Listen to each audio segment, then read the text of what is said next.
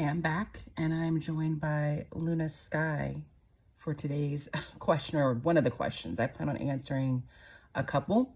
So the next question that I got on my Insta stories about my decision to move back to elementary school from middle school. In case you're new here, I taught elementary school for, I don't know, 15 or so years, and then transferred to middle school. So the last elementary grade that I taught before going to middle school was third grade. So I taught third grade, transferred to middle school where I taught eighth grade for 6 years.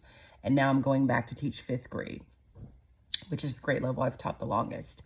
So for my district, the transfer process basically, at the beginning of the calendar year, so usually sometime in January, the district will send out an email saying if you would like to put in for a transfer request, or even job share, like all of those changes, they start opening that up in January. So the initial step is you fill out a Google form, you put where you're currently at, and then they give you the option of indicating up to three schools you'd like to transfer to. I work in a K-8 district, so I have choices between elementary and middle school. And so you put those three choices. I cannot remember, and I wish I can go back and look, if you rank the three choices, like this would be my first, second, and third, or you just put the three choices. I feel like it allows you to rank it. And I might go into why I think that later on. So you fill out the form, you submit it. I think that form is open for like a month and a half.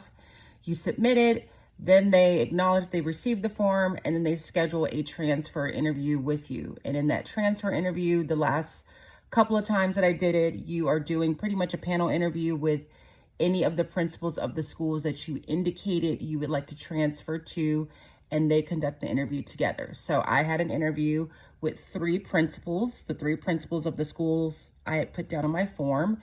They each asked, I think, one question. It was a very short interview, it was about 10 minutes, because they have these interviews running back to back.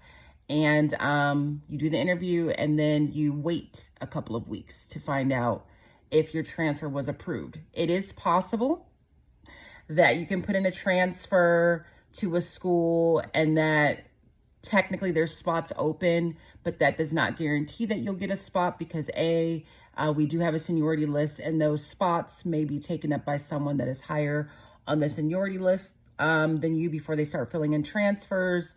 It could be that during the interview process, none of the principals felt like you would be a good match for their site. So you don't really have any guarantees. So you do the interview, you have to wait. I think we waited 2-3 weeks